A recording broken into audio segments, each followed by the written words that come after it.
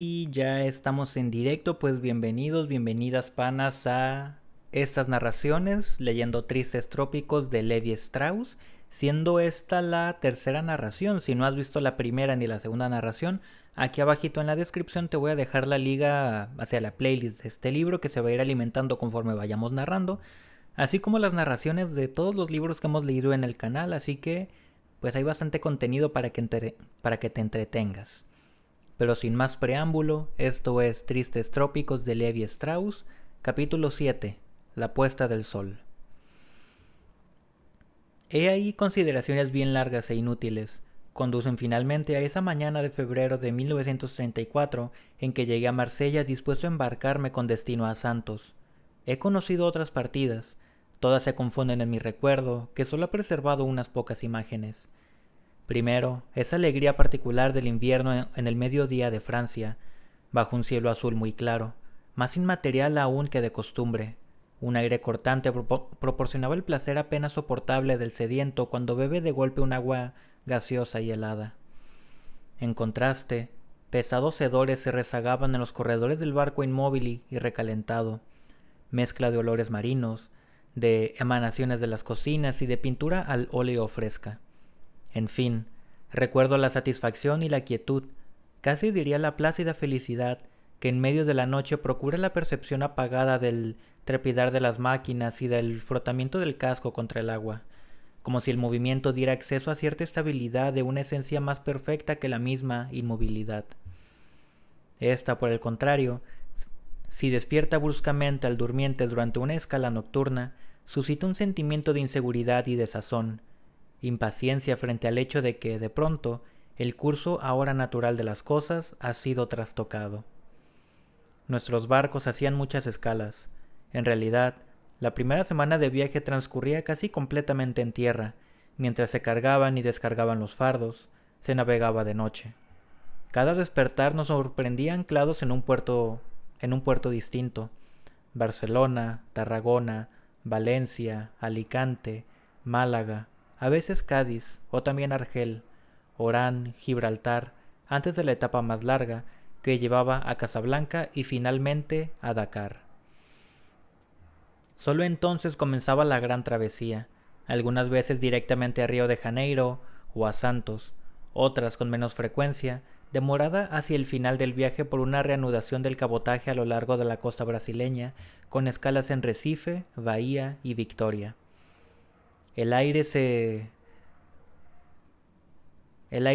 entibiaba poco a poco, las sierras españolas desfilaban dulcemente por el horizonte y espejismos en forma de montículos y de acantilados prolongaban en alta mar. Durante días enteros el espectáculo de la costa de África, demasiado baja y pantanosa para ser directamente visible. Era lo contrario de un viaje.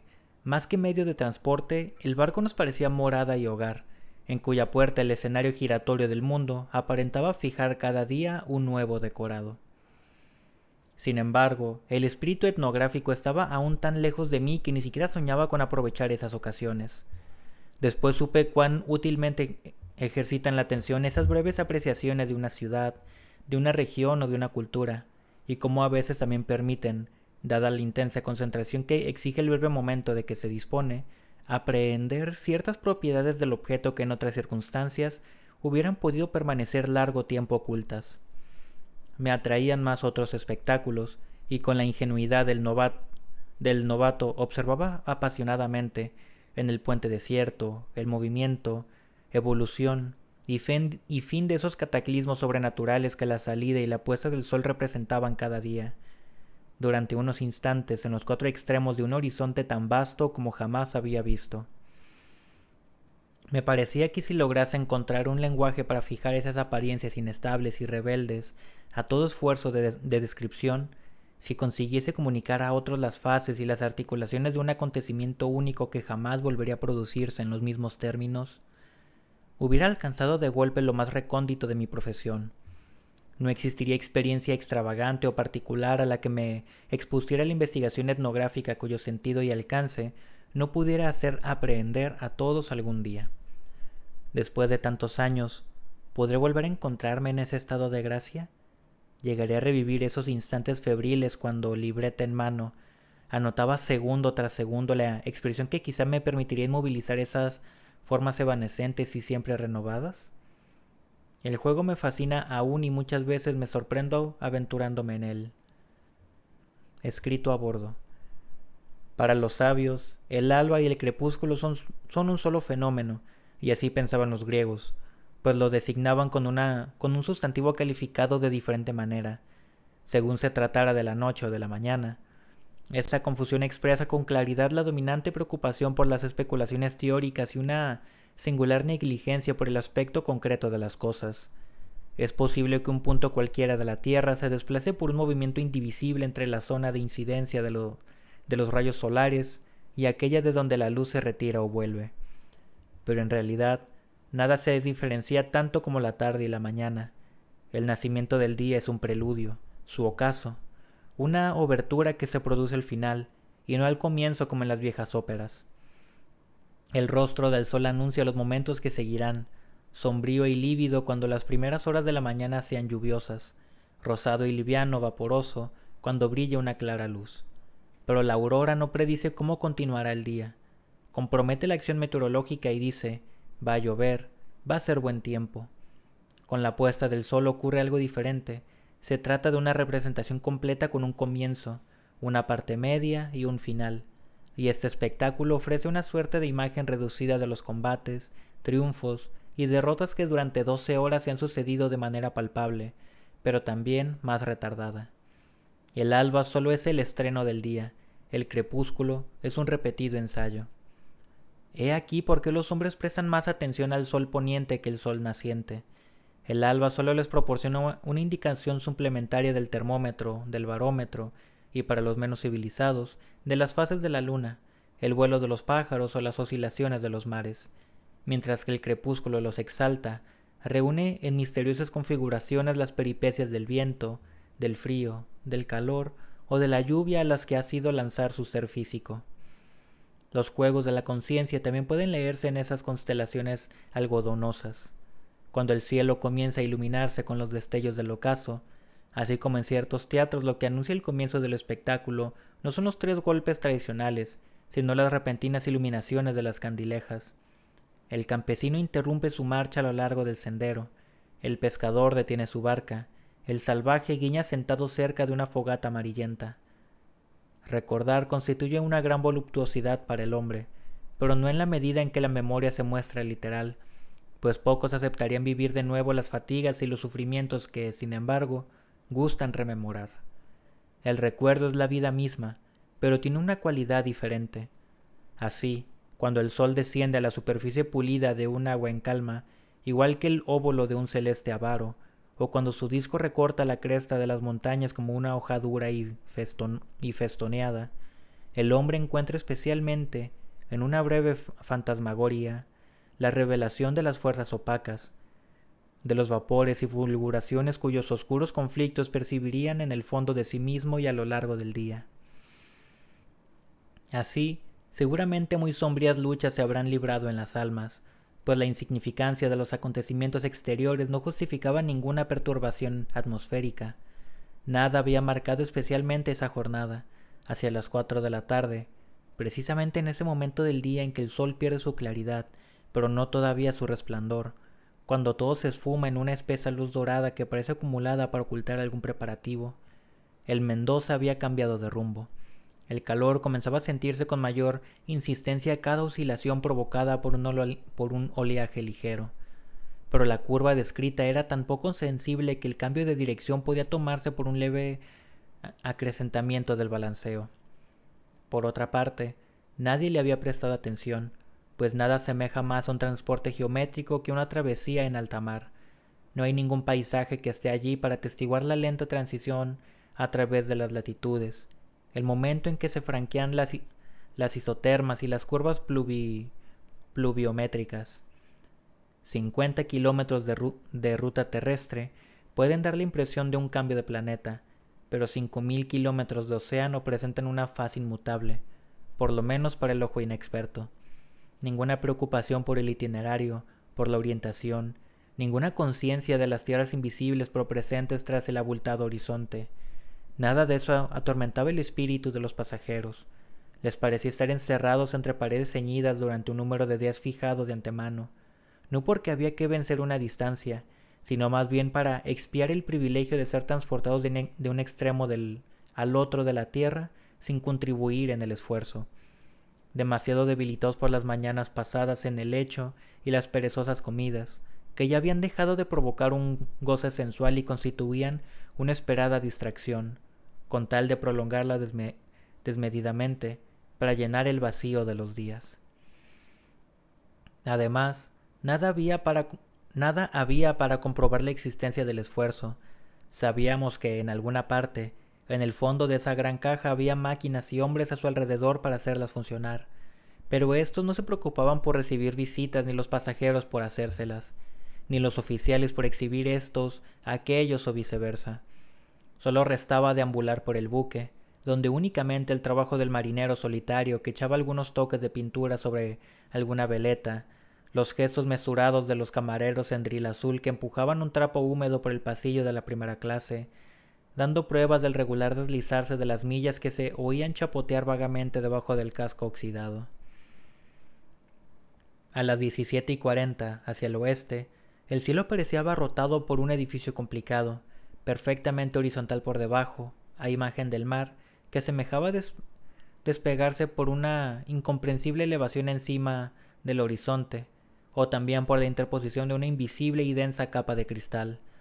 En su cima se fijaban y colgaban hacia el cenit, por el efecto de alguna gravedad invertida, tinglados inestables, pirámides hinchadas, ebulliciones cuajadas en un estilo de molduras que pretendían representar nubes, pero que las nubes mismas imitaban, ya que evocaban el pulido y el relieve de la madera esculpida y dorada. Este montón confuso que escondía al sol se destacaban en tintes sombríos con raros destellos, salvo hacia lo alto, donde se desvanecían pavesas encendidas. Más arriba aún, matices rubios se desataban en sinuosidades descuidadas que parecían inmateriales, de una textura puramente luminosa. Siguiendo el horizonte hacia el norte, el motivo principal se afinaba, se elevaba en un desgranarse de nubes detrás de las cuales, muy lejos, se desprendía una barra más alta y efervescente en la cima. Del lado más cercano más al sol, aún invisible, la luz bordaba esos relieves con vigoroso ribete. Más al norte, los modelados desaparecían y no quedaba más que la barra sola, apagada y chata, que se borraba en el mar. Por el sur aparecía otra vez la misma barra, pero coronada por grandes losas anubarradas que reposaban como dolmenes cosmológicos sobre las crestas humosas del pedestal. Cuando se volvía completamente la espalda al sol, mirando hacia el este, se veían por último dos grupos superpuestos de nubes estiradas a lo largo, que se destacaban como a contraluz por la incidencia de los rayos solares sobre un plano secundario de muralla apesonada y ventruda, pero más etérea y nacarada de reflejos rosados, malva y plateados. Mientras tanto, detrás de los celestes arrecifes que obstruían Occidente, el sol evolucionaba poco a poco, a medida que caía uno cualquiera de sus rayos hacia reventar la masa opaca o se abría paso por vías cuyo trazado, en el momento en que el rayo solar surgía, recortaba el obstáculo en una pila de sectores circulares, diferentes en tamaño e intensidad luminosa. Por momentos la luz se reabsorbía como un puño que se cierra, y el manguito nebuloso solo dejaba penetrar 1 o 2 dedos centelleantes y tiesos. O bien un pulpo incandescente se adelantaba fuera de las grutas vaporosas, precediendo a una nueva retracción. En una puesta de sol hay dos fases muy distintas. Primero el astro es arquitecto. Solo después, cuando sus rayos ya no llegan directos, sino reflejados, se transforma en pintor. Desde que se oculta detrás del horizonte, la luz se debilita y hace aparecer planos cada vez más complejos. La plena luz es la enemiga de la perspectiva, pero entre el día y la noche cabe una arquitectura tan fantástica como efímera. Con la oscuridad todo se aplasta de nuevo, como un juguete japonés maravillosamente coloreado. Exactamente a las 17:45 se esbozó la primera fase. El sol estaba abajo, sin tocar aún el horizonte. Cuando salió por debajo del edificio nebuloso, pareció reventar como una yema de huevo y embadurnar de luz las formas donde aún se retardaba. Esta fusión de claridad dio rápidamente lugar a una retirada. Los alrededores se volvieron opacos, y en ese vacío ahora distante, el límite superior del océano y el inferior de las nubes, se pudo ver una cordillera de vapores, antes deslumbrante e indiscernible, ahora aguda y oscura. Al mismo tiempo, de chata como era al principio, se iba tornando voluminosa. Esos pequeños objetos sólidos y negros se paseaban, migración ociosa a través de una ancha placa enrojeciente que, iniciando la fase de los colores, subía lentamente del horizonte hacia el cielo. Poco a poco, las profundas construcciones de la tarde se replegaron. La masa que había ocupado todo el día el cielo occidental apareció laminada como una hoja metálica alumbrada detrás de un fuego primero dorado, luego vermellón, después cereza.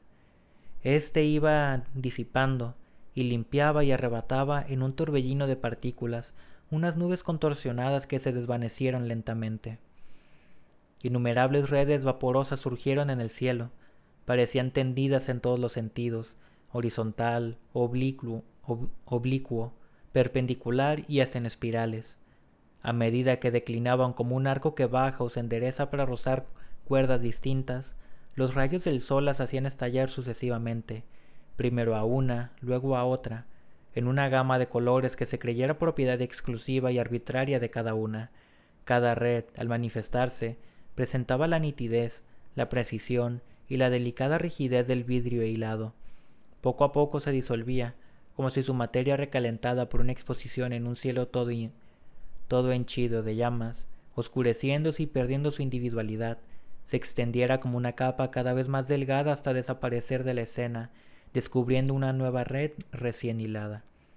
Finalmente, no hubo sino matices confusos que se mezclaban, así como en una copa. Los líquidos superpuestos de colores y densidades diferentes empiezan lentamente a confundirse, a pesar de su aparente estabilidad. Después se hizo muy difícil seguir un espectáculo que pareciera repetirse con un desplazamiento de minutos y a veces de segundos en puntos alejados del cielo. Hacia el este y muy arriba, una vez que el disco solar comenzó a herir el horizonte opuesto, se vieron nubes hasta ese momento invisibles, en tonalidades malva ácido. La aparición se desarrolló rápidamente, se enriqueció con detalles y matices. Luego todo comenzó a borrarse en forma lateral, de derecha a izquierda, como con un paño deslizado segura y lentamente. Al cabo de algunos segundos solo quedó la pizarra depurada del cielo sobre la muralla de nubes. Esas pasaban a los blancos y a los grisáceos mientras el cielo se volvía rosado. Del lado del sol, una nueva barra se levantaba detrás de la primera, transformada en cemento uniforme y confuso. Ahora brillaba la otra.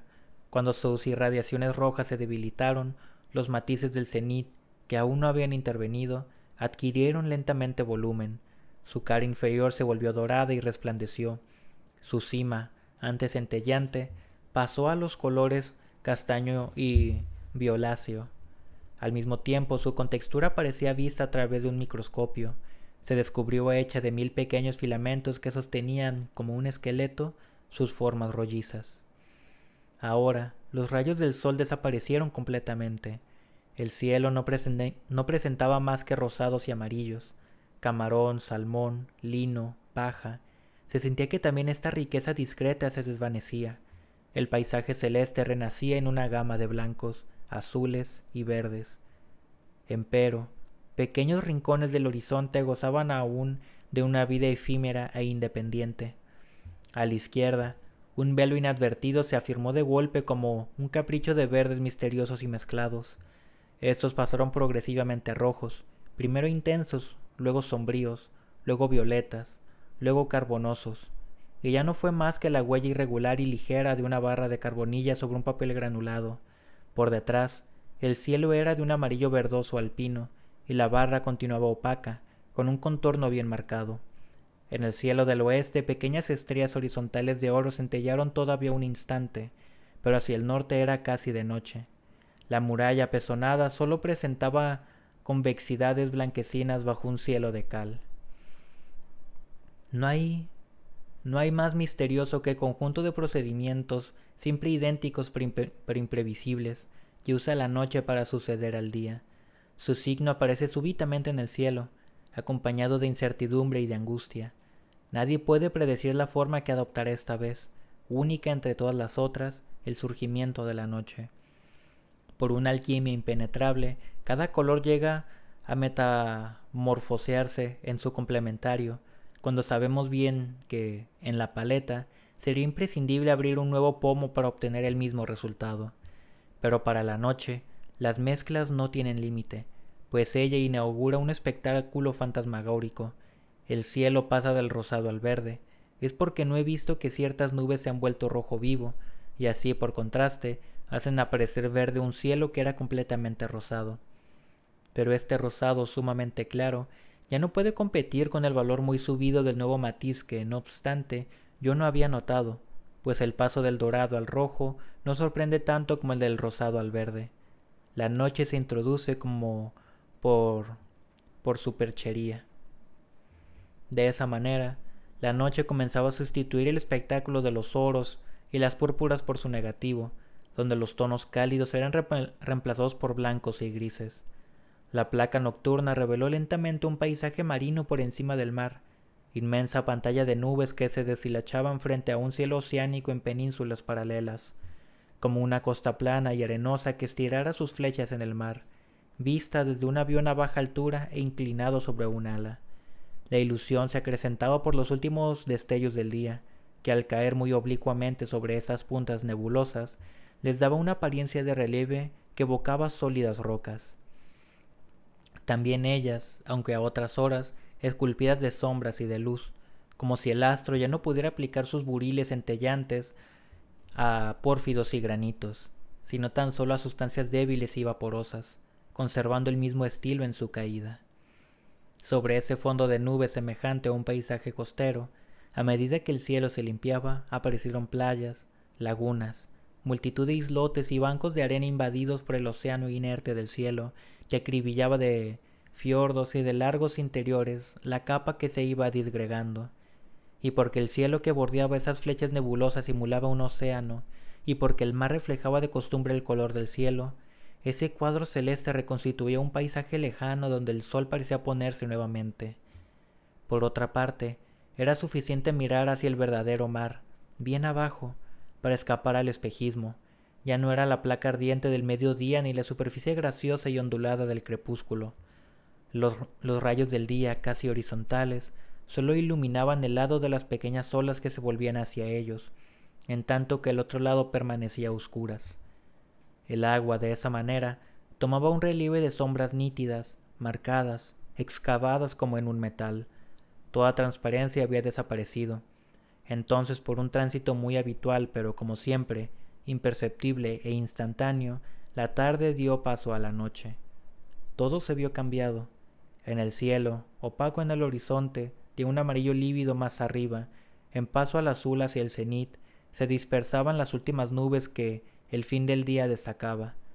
Muy rápidamente ya no fueron más que sombras extenuadas y enfermizas, como los montantes de un decorado, que después del espectáculo, en un escenario sin luz, se ven pobres, frágiles y provisionales, y se cae en cuenta de que la realidad cuya ilusión llegaron a crear no dependía de su naturaleza, sino de algún engaño de iluminación o de perspectiva. Cuanto más habían vivido y evolucionado poco rato antes, tanto más parecían ahora congeladas en una forma inmutable y dolorosa, en medio del cielo cuya oscuridad creciente haría que muy pronto se confundieran con él.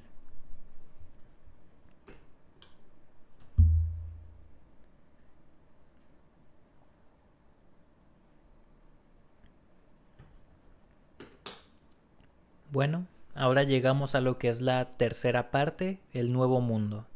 Capítulo 8. El mar de los sargazos. En Dakar habíamos dicho adiós al viejo mundo, y sin parar mientes en las islas de Cabo Verde, llegamos a ese fatídico séptimo norte, donde Colón, en 1498, durante su tercer viaje, no obstante haber partido en la dirección que lo llevaría a descubrir el Brasil, cambió de ruta hacia el noroeste y por milagro logró tocar 15 días después Trinidad y la costa de Venezuela. Nos acercábamos al mar de los sargazos, terror de los antiguos navegantes. Los vientos propios de cada hemisferio se detiene a uno y otro lado de esta zona donde las velas, sin un alito para animarlas, colgaban durante semanas. El aire es tan inmóvil que uno cree estar no en alta mar, sino en un espacio cerrado.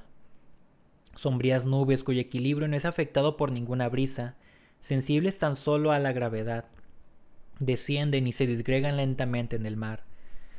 Si su inercia no fuera tan grande, barrerían la superficie pulida con sus colas rastreras. El océano, iluminado indirectamente por los rayos de un sol invisible, presenta un reflejo aceitoso y monótono que excede al que refleja un cielo de tinta e invierte la relación habitual de los valores luminosos entre el aire y el agua. Cuando se echa hacia atrás la cabeza, toma forma un paisaje marino más verosímil, donde cielo y mar se sustituyen recíprocamente. A través de este horizonte que ya es íntimo, tanta pasividad hay en los elementos y tan exigua es la claridad. Vagan perezosamente algunos remolinos, cortas y confusas columnas que disminuyen más la altura aparente que separa el mar del techo nebuloso. El barco se desliza entre esas superficies cercanas con una especie de prisa ansiosa, como si se le hubiera fijado un plazo para huir de la sofocación. A veces un remolino se acerca, pierde sus contornos, invade el espacio y flagela el puente con sus lonjas húmedas. Luego, del otro lado, reencuentra su forma visible y su ser sonoro se extingue. Toda vida había abandonado el mar. Ya no se veía delante del barco la negra resaca de los delfines, sólida y más cadenciosa que el avance de la espuma sobre la roda, adelantándose graciosamente a la huida blanca de las olas. Ya no cortaba el horizonte el chorro de ningún delfín. De allí en adelante ya no hubo un mar intensamente azul poblado por la flotilla de delicadas velas membranosas, malvas y rosadas de los nautilos. ¿Estarían aún del otro lado para recibirnos todos esos prodigios que divisaron los navegantes antiguos? Recorriendo espacios vírgenes, no se ocupaban tanto de descubrir un nuevo mundo como de verificar el pasado del viejo. Adán, Ulises, resultaban confirmados. Cuando Colón tocó la costa de las Antillas en su primer viaje, creyó que acaso había alcanzado el Japón, pero más aún, el paraíso terrenal.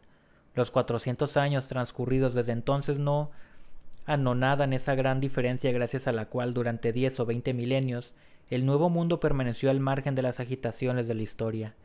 En distinto plano, algo de eso parece quedar aún.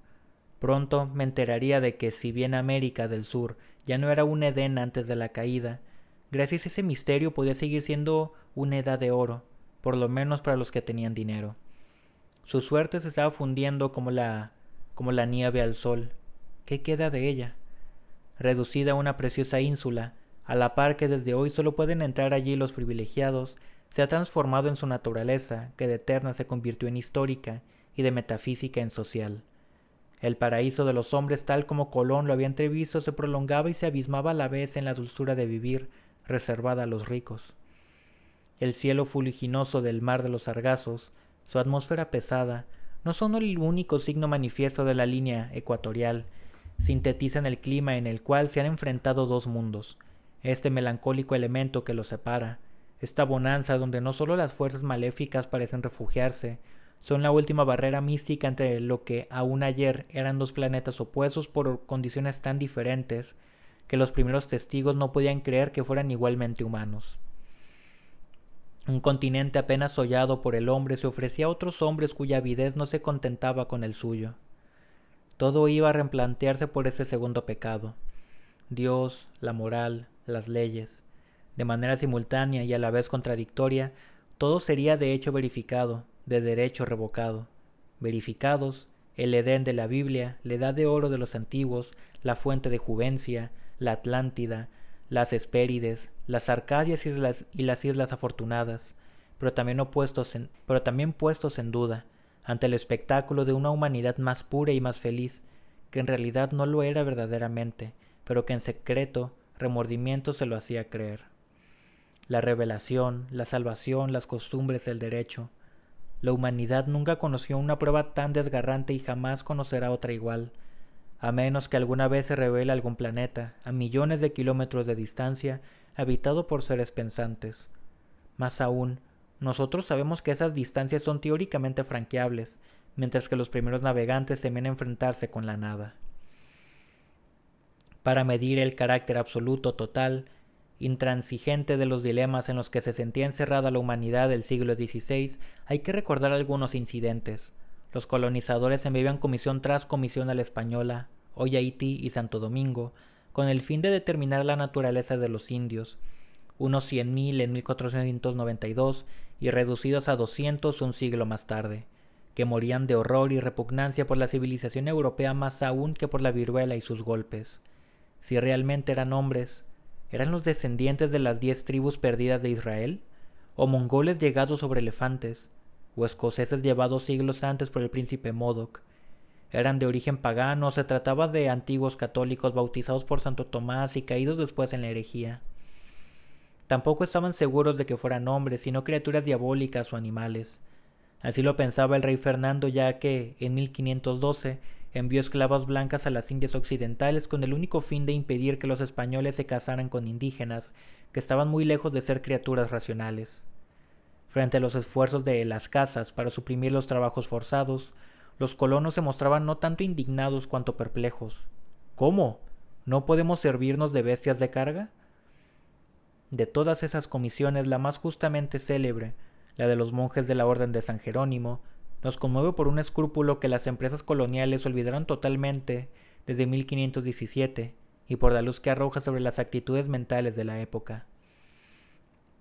En una verdadera encuesta psicosociológica, concebida según los cánones más modernos, se sometió a los colonos a un cuestionario para saber si, según ellos, los indios eran o no capaces de vivir por sí mismos, como los campesinos de Castilla. Todas las respuestas fueron negativas. Se decía que, en rigor, quizás sus nietos pudieran serlo, pero los indígenas eran tan profundamente viciosos que cabía dudarlo. Por ejemplo, huían de los españoles, se negaban a trabajar sin remuneración y, sin embargo, llevaban su perversidad hasta el punto de regalar sus bienes. No aceptaban a sus camaradas a quienes los españoles habían cortado las orejas, y como conclusión unánime, para los indios valía más ser hombres esclavos que animales libres.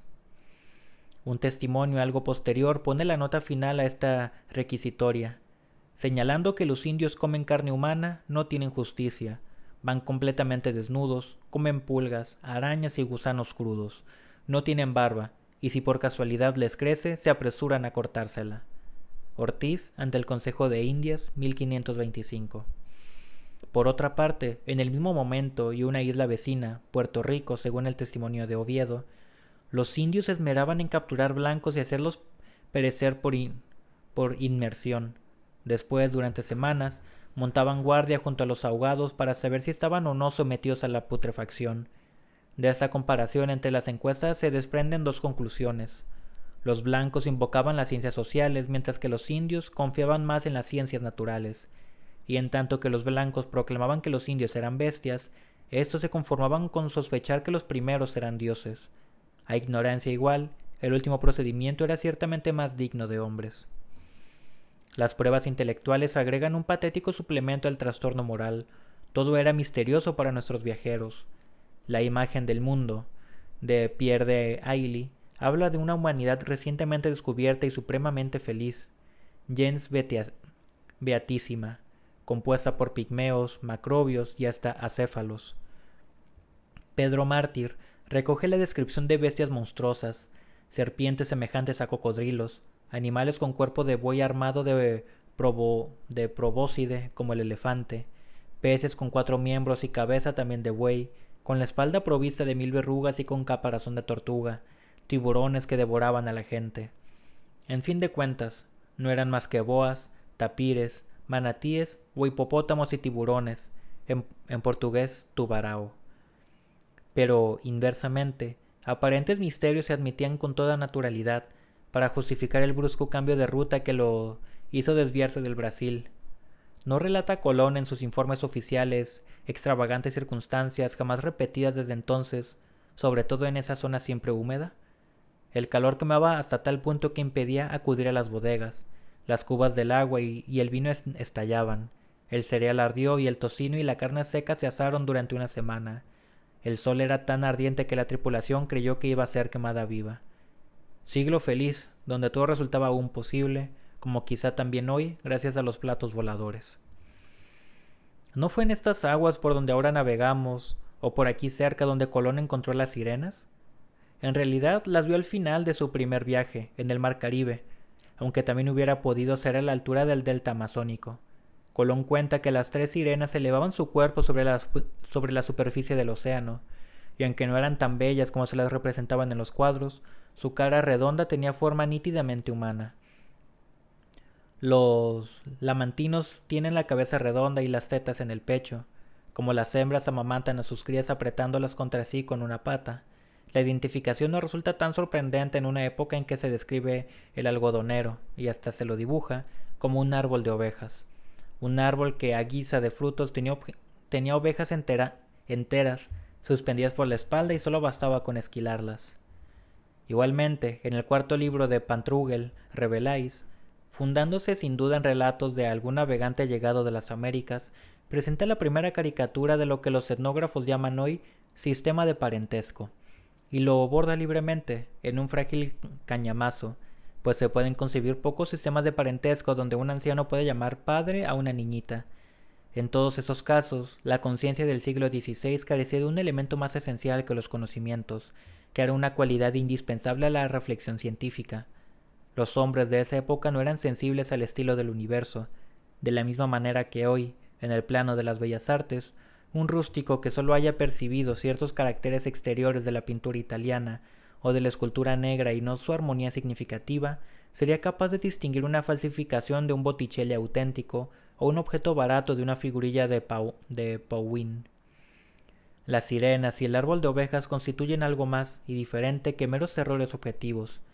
En el plano intelectual son más bien faltas de finura, defectos de espíritus que a pesar de su genio y del refinamiento que manifestaban en otros órdenes, eran inválidos en el de la observación. Eso no implica una censura, sino más bien un sentimiento de reverencia frente a los resultados obtenidos a pesar de esas lagunas. El puente de un barco con rumbo a América ofrece al hombre moderno, más adecuadamente que Atenas, una acrópolis para sus plegarias. Desde hoy te rehusamos, oh anémica diosa, maestra de una civilización emparedada. Por encima de esos héroes, navegantes, exploradores y conquistadores del Nuevo Mundo, que hasta tanto llegue al viaje a la Luna, corrieron la única aventura total que se haya propuesto la humanidad. Mi pensamiento se dirige hacia vosotros, sobrevivientes de una rezaga que tan cruelmente pagó el honor de mantener las puertas abiertas. Oh indios, cuyo ejemplo enriqueció la sustancia de que se alimentará la escuela, a través de Montaigne, Rousseau, Voltaire, Diderot.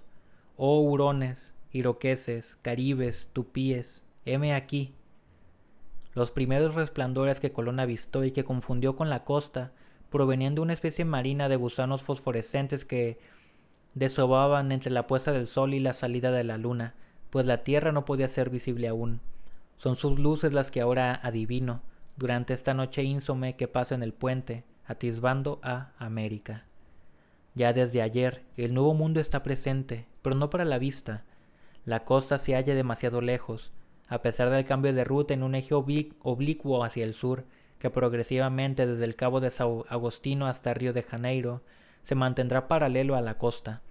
Por lo menos durante 2 días o quizá 3 navegaremos al costado de América.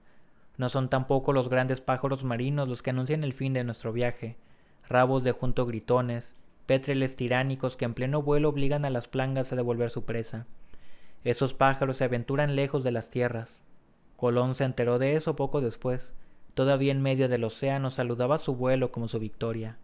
Los peces voladores que se impulsaban a coletazos en el agua y llegaban lejos gracias a sus aletas abiertas, mientras que sobre el crisol azul del mar surgían chispas de plata en todos los sentidos. Habían disminuido donde, hace algunos días, para el navegante que se aproxima al Nuevo Mundo, se impone primeramente como un perfume, bien diferente del que se insinúa desde el París con una asociación verbal y difícil de describir para quien no lo ha respirado. Al principio parece que las fragancias marinas de las semanas precedentes ya no circulan con libertad, chocan contra un muro invisible, inmovilizadas, ya no requieren más la atención. Esta se orienta hacia los olores de otra naturaleza, que ninguna experiencia anterior permite calificar. Brisa de selva que alterna con perfumes del invernadero, quintesencia del reino vegetal, cuya frescura específica parece tan concentrada que podría traducirse por una embriaguez olfativa. Última nota de un poderoso acorde arpegiado para aislar y fundir a la vez los tiempos sucesivos de aromas diversamente sazonados. Solo lo comprenderán quienes han hundido su nariz en un pimiento exótico recién abierto después de haber respirado, en algún botequín del sertao brasileño, el rollo almibarado y negro del fumo de rolo, hojas de tabaco fermentadas y arrolladas en cuerdas de varios metros, y en la unión de estos olores hermanos reencuentran a esa América que durante milenios fue la única poseedora del secreto. Pero cuando a las 4 de la mañana del siguiente día ella se levanta finalmente en el horizonte, la imagen visible del nuevo mundo parece digna de su perfume. Durante 2 días y 2 noches se va revelando una inmensa cordillera, inmensa no ciertamente por su altura, sino porque se reproduce siempre idéntica a sí misma, sin que sea posible distinguir un comienzo o una interrupción en el encadenamiento desordenado de sus crestas. A muchos cientos de metros por encima de las olas, esas montañas elevan sus paredes de piedra pulida, cabalgata de formas provocativas y locas como se ven a veces en castillos de arena desgastados por la marea, pero que uno jamás sospecharía que, al menos en nuestro planeta, existiera en tan grande escala. Esta impresión de enormidad es privativa de América. Se la experimenta por todas partes, tanto en las ciudades como en la campaña. Ya lo he sentido frente a la costa y en las mesetas del Brasil central, en los Andes bolivianos y en las rocallosas del Colorado, en los barrios de Río, los alrededores de Chicago y las calles de Nueva York. En todas partes se recibe la misma impresión violenta, pero esos espectáculos recuerdan otros semejantes. Esas calles son calles, esas montañas son montañas, esos ríos son ríos. ¿De dónde proviene la sensación de extrañeza? Simplemente de que la relación entre la talla del hombre y la de las cosas se ha distendido hasta tal punto que la medida común está excluida. Más tarde, cuando uno se ha familiarizado con América, se opera casi inconscientemente esa acomodación que restablece una relación normal entre los términos. Se hace imperceptiblemente, y esto se verifica justamente en el mecanismo mental que se produce cuando desciende el avión. Pero esa inconmensurabilidad congénita de ambos mundos penetra y deforma nuestros juicios. Los que declaran que Nueva York es fea son tan solo víctimas de una ilusión de la percepción. Aún no han aprendido a cambiar el marco de referencia, se obstinan a juzgar Nueva York como una ciudad, y critican las avenidas, los parques, los monumentos, y sin duda, objetivamente, Nueva York es una ciudad, pero el espectáculo que presenta la sensibilidad europea es de otro orden de dimensión, es el de nuestros propios paisajes, en tanto que los paisajes americanos nos arrastrarían hacia un sistema aún más vasto, para el cual no poseemos equivalente.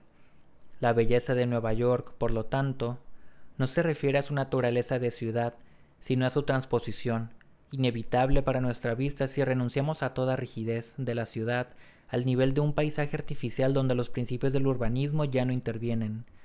Los únicos valores significativos son la suavidad de la luz, la sutileza de las lejanías, los precipicios sublimes al pie de los rascacielos y los valles umbríos sembrados de automóviles multicolores como flores. Después de esto me siento aún más embarazado por hablar del Río de Janeiro, que me rechaza a pesar de su belleza tantas veces celebrada. ¿Cómo decir? Me parece que el paisaje de Río no está a la escala de sus propias dimensiones. El pan de azúcar, el corcovado, todos esos puntos tan alabados se le parecen al viajero que penetra en la bahía como regiones perdidas en los rincones de una boca desdentada. Casi constantemente sumergidos en la bruma fangosa de los trópicos, esos accidentes geográficos no llegan a llenar un horizonte demasiado como para sentirse uno satisfecho. Si se quiere abrazar un espectáculo hay que tomar la bahía de flanco y contemplarla desde las alturas. Del lado del mar y por una ilusión inversa a la de Nueva York, aquí es la naturaleza lo que reviste el aspecto de los astilleros. Así las dimensiones de la bahía de Río no son perceptibles con la ayuda de referencias visuales, la lenta progresión del navío, sus maniobras para evitar las islas, la frescura y los perfumes que descienden bruscamente de las selvas pegadas a los morros. Establecen por anticipado cierto contacto físico con flores y rocas que aún no existen como objetos, pero que, preforman para el viajero la fisonomía de un continente. Y otra vez Colón viene a mi memoria, cuando señala que los árboles eran tan altos que parecían tocar el cielo y, según creía, nunca perdían sus hojas, pues los había visto tan frescos y verdes en noviembre como en mayo en España. Algunos hasta tenían flores y otros frutos, y en cualquier dirección hacia donde se volviera, cantaba el ruiseñor acompañado por millares de pájaros de especies diferentes. He allí América, el continente se impone. Está hecho de todas las presencias que en el crepúsculo animan el horizonte nebuloso de la bahía, pero para el recién llegado, esos movimientos, esas formas, esas luces, no indican provincias, caseríos y ciudades, no significan selvas, praderas, valles y paisajes, no traducen los pasos y los quehaceres de los individuos que se ignoran unos a otros, cada uno encerrado en el horizonte estrecho de su familia y de su trabajo. Todo esto vive una existencia única y global. Lo que me rodea por todas partes y me aplasta no es la diversidad inagotable de las cosas y de los seres, sino una sola y formidable entidad, el nuevo mundo.